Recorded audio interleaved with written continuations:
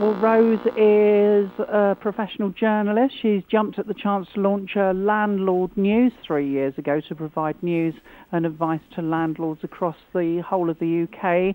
Tonight she's going to be providing some advice to us right here in Essex. Rose Jinks joins me now. Good evening, Rose. 93% of landlords have not taken any steps to measure a property's energy efficiency here in this county. What's going wrong?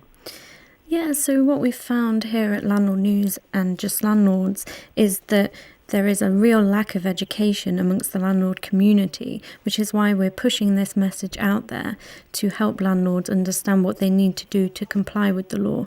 Now, assuming this isn't an April Fool's joke and maybe landlords hopefully don't think it is, that it comes in on Sunday, why has this legislation been brought in? So this part of the legislation is a small part of the government's larger package of measures to improve the energy efficiency of homes across the UK. So this focuses on private rental sector accommodation, which we know that a lot of households now rely on for their homes.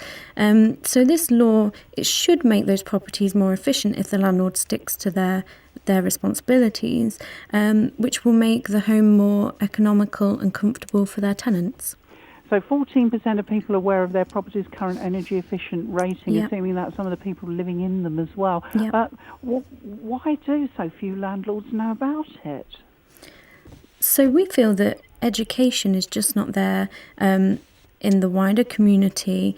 We've found that people don't know that they need to bring their property up to this rating. But yeah, as you can see, 14% know what their current rating is, and that applies to tenants as well as landlords.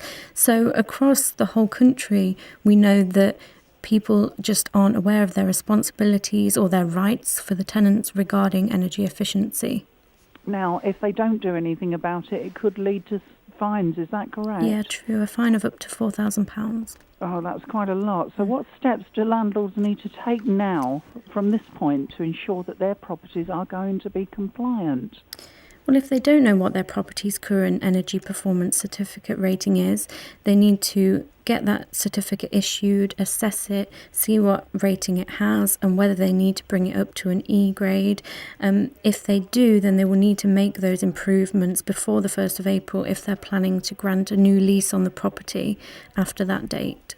Now, you know a lot about this subject, and you've got your Landlord News that you publish. What are the long-term benefits of improving a property's energy efficiency rating? Yeah, so for the landlord, complying with this law now will prevent them facing the significant fine that we've spoken about, and it will also avoid their property becoming unlettable. Furthermore, this law will cover all rental properties, so even those on existing leases from April 2020. So getting in early is really essential there. And additionally, improving a home's energy efficiency will keep bills low for the tenants, so this may make the property more attractive to potential tenants in the future, which will obviously benefit both the landlord and the tenant. Well, obviously, you know, having been in the rental sector myself, trying to keep bills low is always a challenge and something that we all strive to achieve. Where can our listeners here at Gateway listeners go for more information?